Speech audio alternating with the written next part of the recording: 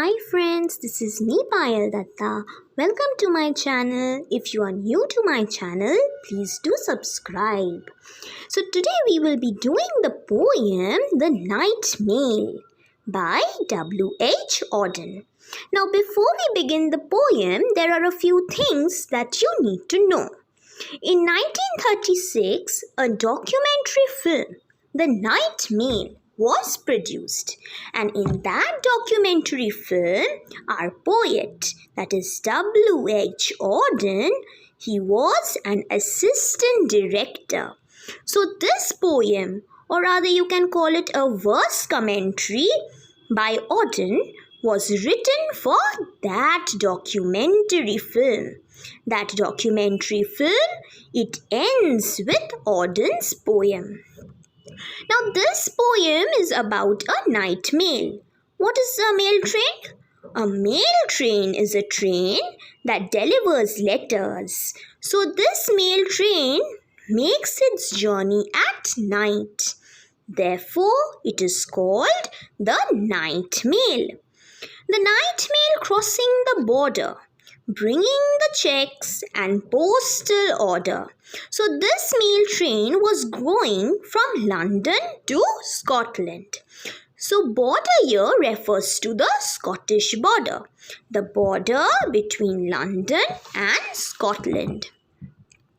The night mail was crossing, that is travelling from England to Scotland, and it was carrying checks and postal orders. Now what is a postal order?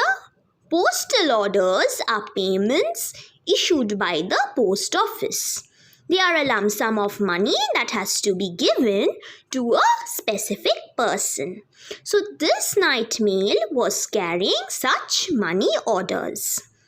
Letters for the rich, letters for the poor. So here the poet is saying that the letters were from people from different spheres of life. So there is no discrimination between the rich and the poor. There is no class difference. The shop at the corner and the girl next door. So the mail had letters for those who used to work in the shops, that is for the businessman, as well as the domestic homely girl who lived next door. So you see, there is no discrimination between the rich and the poor, the employed and the unemployed. Everyone's letter, everyone's packages are transported by this night mail. Now we know that the train was advancing to Scotland and it had crossed the Scottish border. So now we see that the train has reached Bettock. Now Bettock is a village in Scotland. And Bettock is a hilly region. And so these hills have slopes. That is why when the train is passing, the train had to pull itself.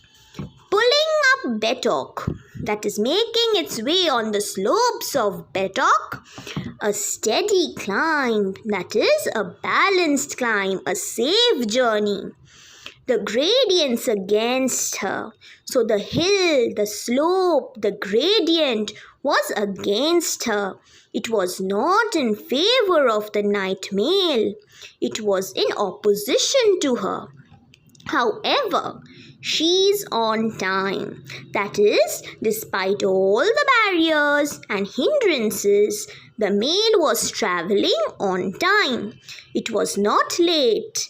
The slopes of the Bettock had no impact on the train's timings.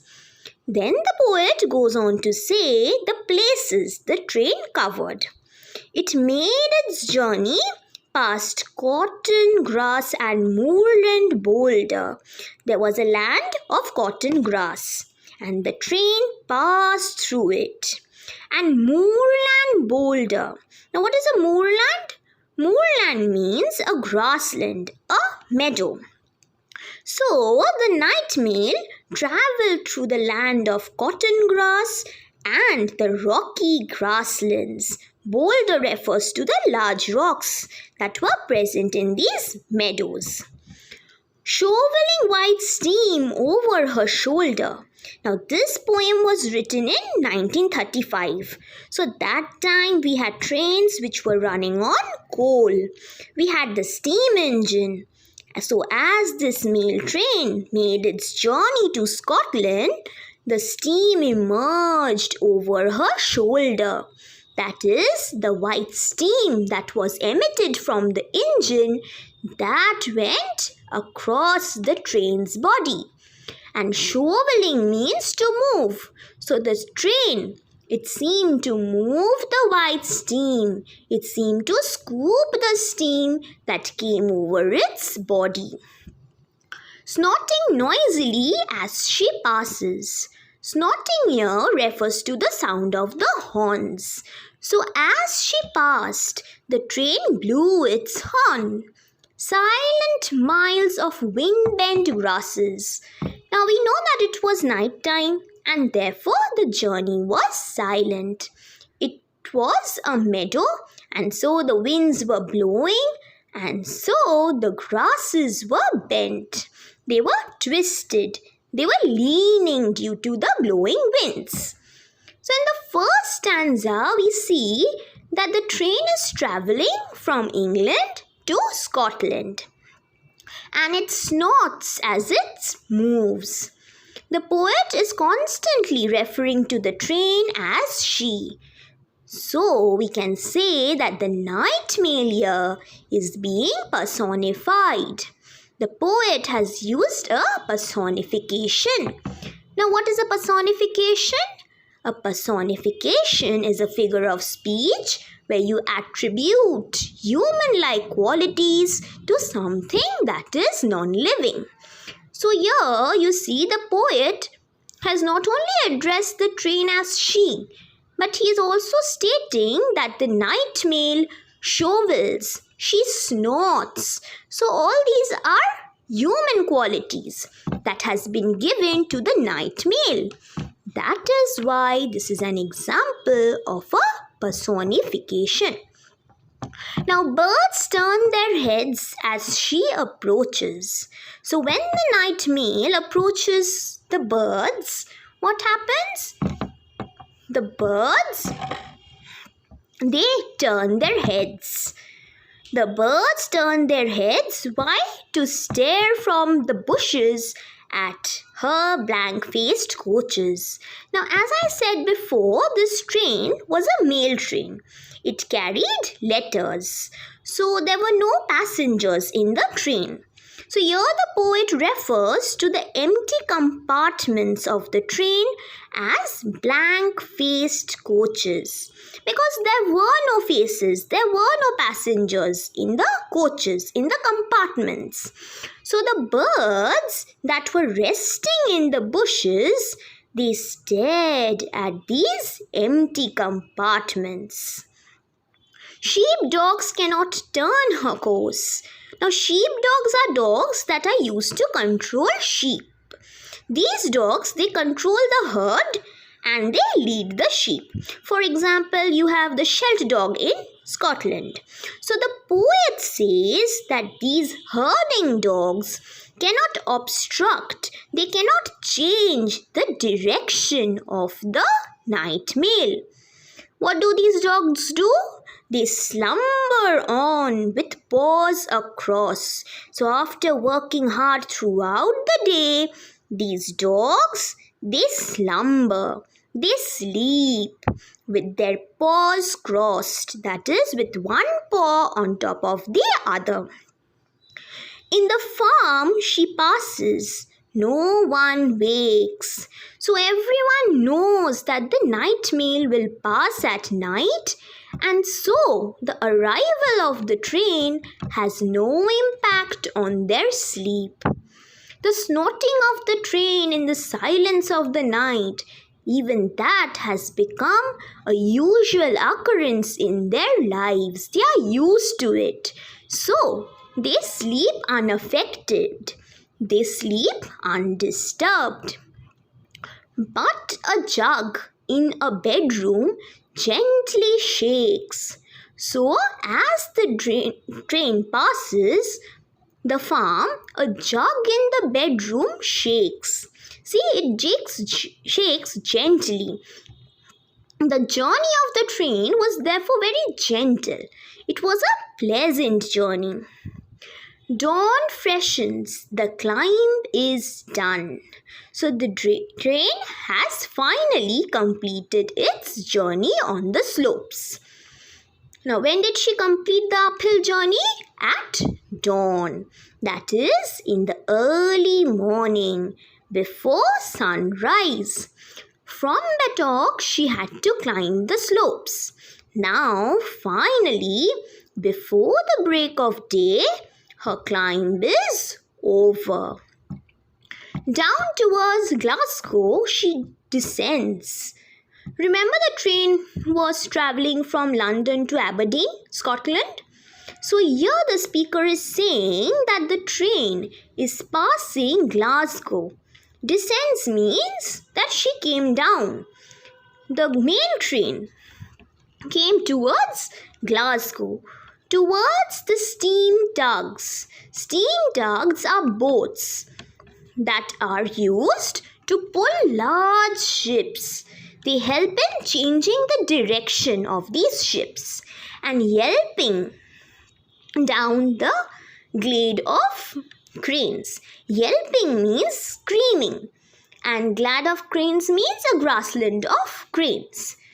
So, this night mail, it made its journey through Glasgow and then came down towards the steam tugs. So, you see, the mail is no longer in the countryside. It is entirely entering the town. It is entering the heart of industries. That is why you can see ships, the steam tugs.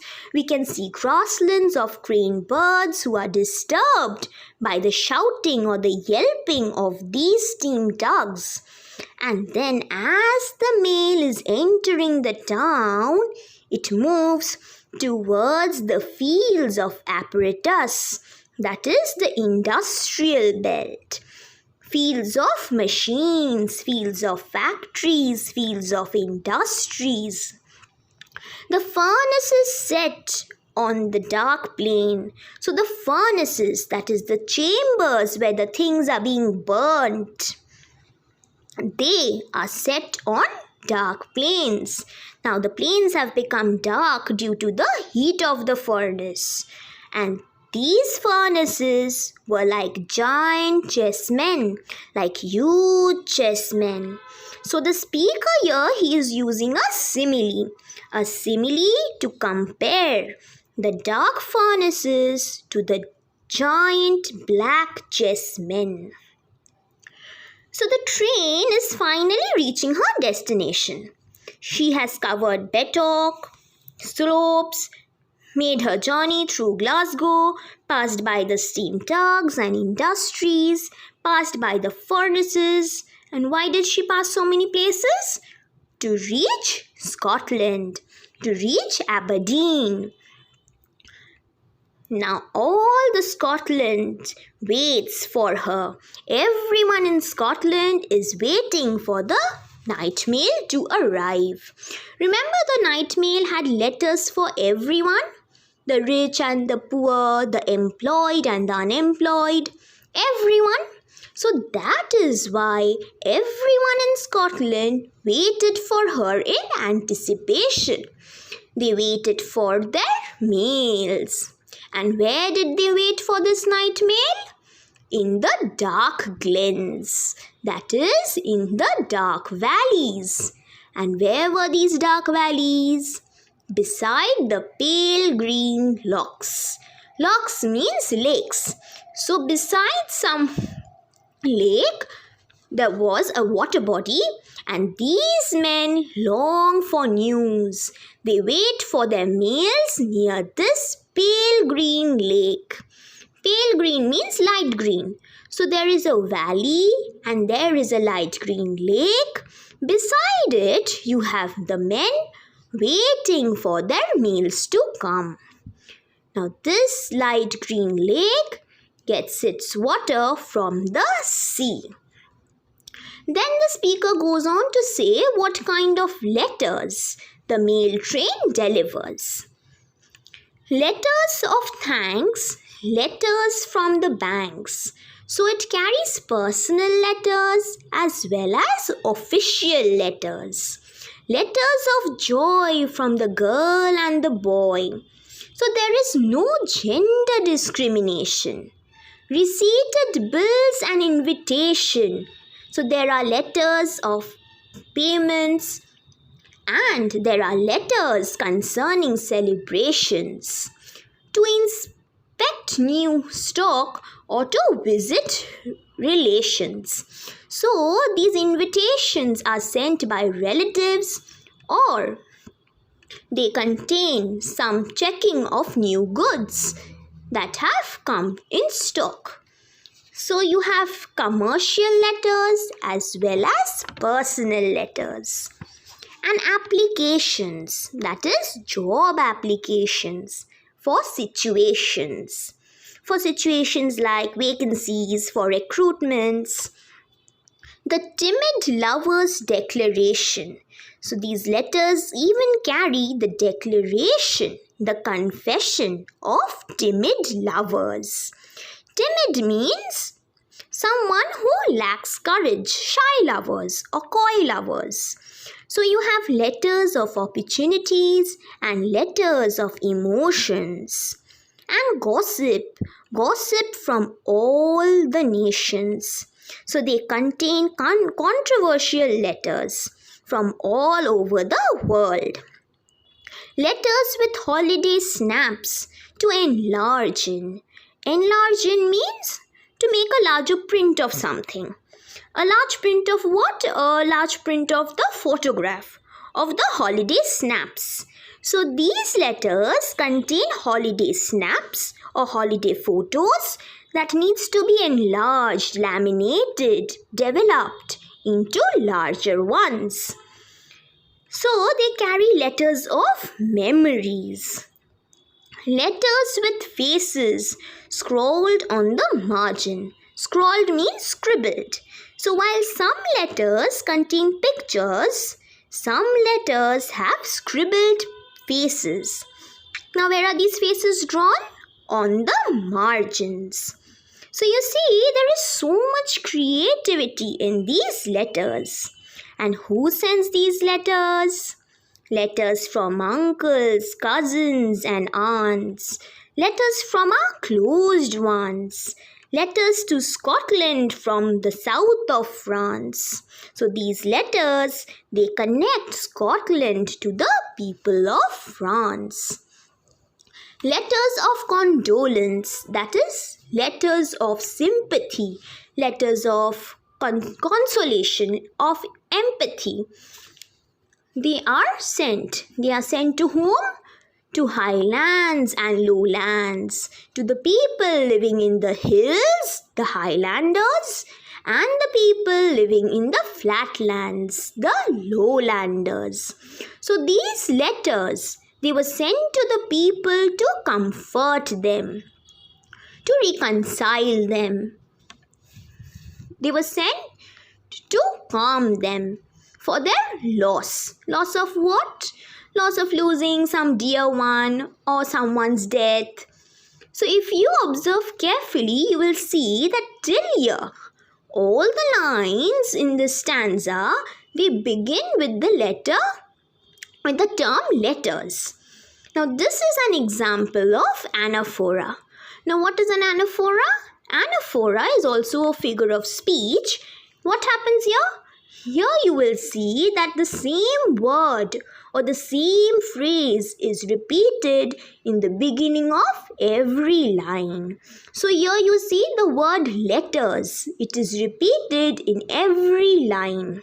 So that is why it is an example of an anaphora. Now on what were these letters written? On papers. Written on paper of every hue. Every hue means every color. So these letters were colorful. The pink, the violet, the white, and the blue. Letters of different colors. The chatty, the catty, the letters of chats. The chatty letters, the informal letters. Letters of gossips, you can say, the letters of conversation, and you have the catty letters. Now, what are catty letters? They are hurtful letters.